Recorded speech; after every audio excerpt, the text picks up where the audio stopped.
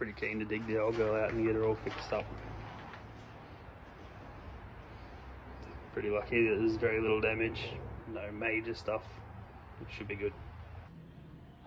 So I've finally bought myself to climb underneath the car after the Friday's fire, just to have a look and actually see what damage there is.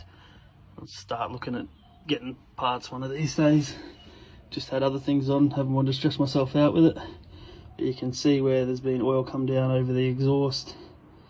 You can see the marks where there's been flames up under the floor there. And also, it's just melted the shifter cable like I thought it had. That's not a big deal. But yeah, it cost me an O2 sensor. I've got a spare of those somewhere, I just have to find it. But a bit of oil and that kicking around on the car. You can see oil where it's been running down on the screamer. Bit of oil everywhere. But the rest of it, you can see oil. There has been oil on the exhaust and that, so very lucky that it didn't burn any fuel lines on that. So it came out alright. I reckon I got in away with one with the plug leads.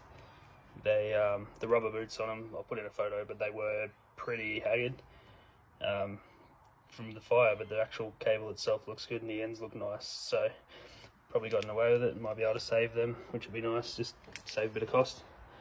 Yeah, if anyone knows of where you can, if you can buy the ice ignition lead ends, I couldn't find any online, just the ends themselves for sale.